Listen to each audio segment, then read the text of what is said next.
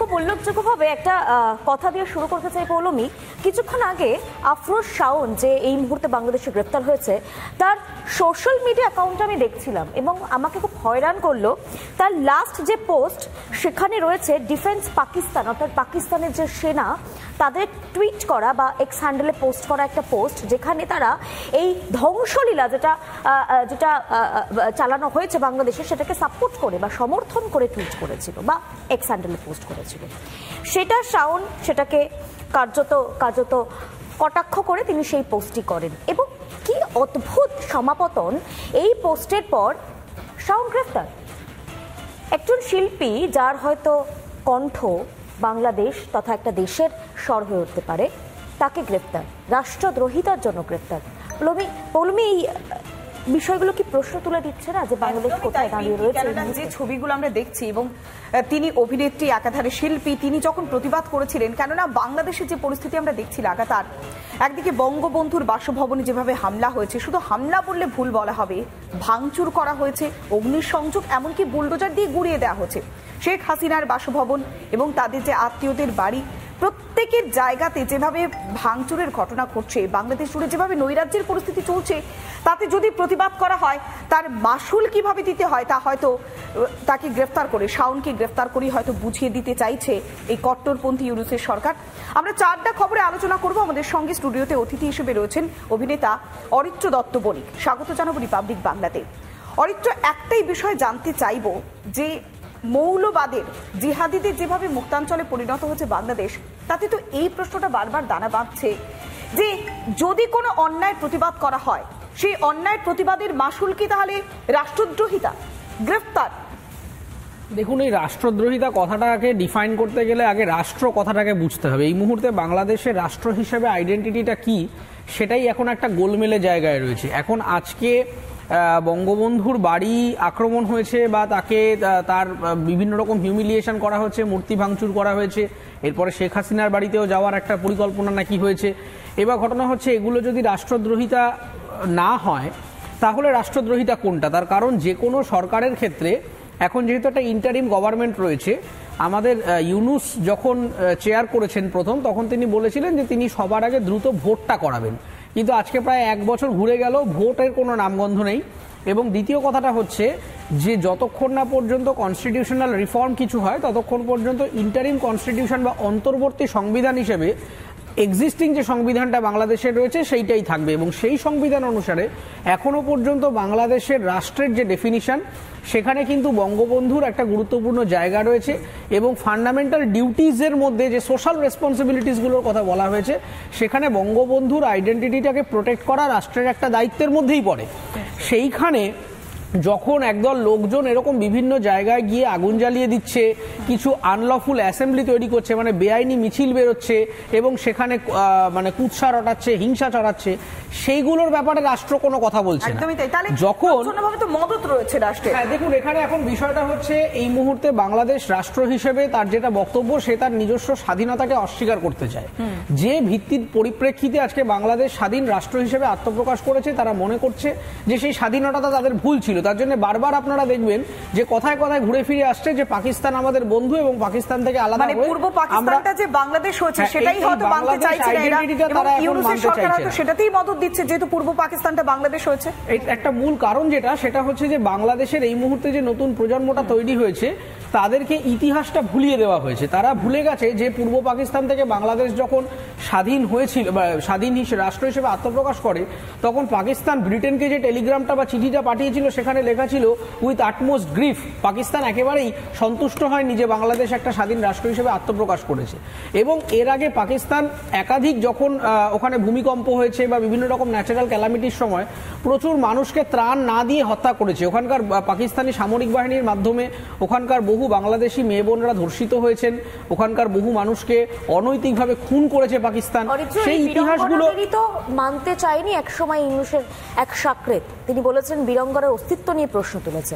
আপনার কাছে আরো একটা প্রশ্ন থাকছে, আপনি বলছিলেন ধ্বংসলীলা বা রাষ্ট্রদ্রোহিতার কথা। যদি এই ধরনের একটা ধ্বংসলীলা চালানো হয় একজন বঙ্গবন্ধুর, যিনি বাংলাদেশের বঙ্গবন্ধু মুজিবুর রহমানের বাড়িতে বা মিউজিয়ামে এই মুহূর্তে, তাহলে রাষ্ট্র কি কি ব্যবস্থা নিতে পারত? একজনও এখনো পর্যন্ত গ্রেফতার হয়নি। কে গ্রেফতার হলো? যেটা প্রতিবাদ করেছে। এইটা আপনাকে কতটা আঘাত করছে একজন শিল্পী হিসেবে? দেখুন, যে কোনো জায়গাতেই আমাদের এটা সবসময় মাথায় রাখতে হবে, একটা গণতান্ত্রিক রাষ্ট্রে যারা জাতির জনক হন বা জাতির যারা ফাউন্ডার হন, লিডার হন, তারা বিয়ন্ড রিজনেবল ডাউট হন না। আমাদের দেশেও কিন্তু গান্ধীজিকে নিয়ে ক্রিটিসিজম রয়েছে, আমাদের দেশেও আম্বেদকরের সমালোচনামূলক লেখা রয়েছে, এবং এটাই গণতান্ত্রিক পরিবেশের নিয়ম। আমাদের দেশে কিংবা যে কোনো স্বাধীন গণতান্ত্রিক দেশেই এই মুক্ত পরিবেশটা দেওয়াটা যে কোনো রাষ্ট্রের কাম্য। কিন্তু এখন ওখানে যেটা শুরু হয়েছে সেটা হচ্ছে, আপনাকে যদি বাংলাদেশি হিসাবে নিজেকে স্বীকার করতে হয়, তাহলে বাংলাদেশ যে উগ্র মৌলবাদী পাকিস্তান পন্থা প্রমোট করছে, আপনাকে সেই সুরে কথা বলতে হবে, না হলেই আপনি রাষ্ট্রদ্রোহী। তার মানে বাংলাদেশ নিজের রাষ্ট্রের ডেফিনিশনটা চেঞ্জ করে এখন পাকিস্তানের উর্দু ভাষাভাষী যে ধর্মীয় মৌলবাদ, যে উগ্র পন্থা, সেই উগ্র পন্থাকেই নিজের রাষ্ট্রের ডেফিনিশনে ধরে নিয়েছে। এবং গতকাল আমরা দেখেছিলাম যখন বঙ্গবন্ধু শেখ মুজিবুর রহমানের বাড়িতে মানে বাসভবনে যেভাবে ভাঙচুরের ঘটনা ঘটেছিল, তার উপরে কিন্তু প্যালেস্তাইনের পতাকা উড়েছে, আইসিসির পতাকা উড়েছে।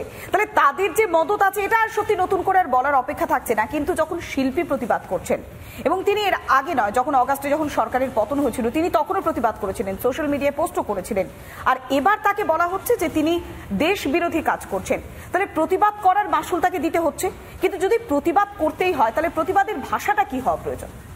দেখুন, এই মুহূর্তে প্রতিবাদের ভাষাটা কি হওয়া প্রয়োজন, মানে প্রতিবাদ করা যাবে কিনা, এটাই একটা অদ্ভুত জায়গায় চলে গেছে। খুব একটা ইন্টারেস্টিং, আমি গতকাল একটা ডেটা তারা প্রকাশ করেছে, আমি দেখছিলাম যে মেয়েদের ক্রীড়া টিমকে তারা অশ্রদ্ধা করেছে, যে মেয়েদেরকে ফুটবল খেলা যাবে না এই ধরনের কটু মন্তব্য তারা করেছে, সেই ফুটবল টিমটাকে তারা নাকি ফেব্রুয়ারির আগামী যে 21শে ফেব্রুয়ারি অনুষ্ঠান আছে সেইখানকার যে জাতীয় সম্মান, সেই সম্মানে সম্মানিত করছে। তার মানে এদের এখন একটা মুখোশ তৈরি হয়েছে। একটা মুখোশ হচ্ছে আন্তর্জাতিক রাজনীতিতে এটা প্রমাণ করতে চায় বাংলাদেশ যে আমরা খুব সেকুলার আছি, আমরা মহিলাদের উন্নয়নের কথা বলছি, ইত্যাদি ইত্যাদি। আর ভিতরে তাদের ইন্টারনাল মুখোশটা হচ্ছে যে তারা মেয়েদেরকে একেবারে বোরখা পরিয়ে ঘরের মধ্যে ঢুকিয়ে রাখছে, মেয়েরা যাতে পড়াশোনার আলোতে না আসে সেই ব্যাপারে তারা সক্রিয় ভূমিকা রাখছে, এবং মেয়েরা খেলাধুলা সহ অন্যান্য এক্সট্রা কারিকুলার অ্যাক্টিভিটি। এখানে একটু বিরত করবো, আমাদের পিসিআর টিমকেও বলবো যে ছবিটা আমরা সকাল থেকে দেখিয়েছি যে একজন মহিলা জয় বাংলা স্লোগান দিয়েছিলেন, সেই জয় বাংলা স্লোগান দেওয়ার পর তাকে প্রকাশ্যে কিভাবে হেনস্থা করা হয়েছে, তাকে রীতিমতো সামনে রেখে বালি ছোড়া হচ্ছে, তার কাপড় ধরে টানা হচ্ছে, একদম মানে একদল যুবক মিলে তাকে কিভাবে প্রকাশ্য রাস্তায় হেনস্থা করছে, সেই ছবিটাও আমরা একবার একটু দেখাবো। তবে আমাদের সঙ্গে এই মুহূর্তে আরো একজন অতিথি যুক্ত হয়েছেন, দেবশ্রী চক্রবর্তী, লেখক আমাদের সঙ্গে যুক্ত হয়েছে। দেবশ্রীদির স্বাগত জানাবো রিপাবলিক বাংলাতে। যে ছবিটা আমরা লাগাতার দেখাচ্ছি এই মুহূর্তে, যে ছবিটা দেখাচ্ছি আমরা একটু বড় করেও দেখাতে পারি, সেই ছবিটা আজ প্রকাশ্যে যেভাবে একজন মহিলাকে হেনস্থা করা হচ্ছে, দেখুন একবার ছবিটা। তার অপরাধ একটাই যে তিনি জয় বাংলা স্লোগান দিয়েছিলেন। দেখুন একবার ছবিটা।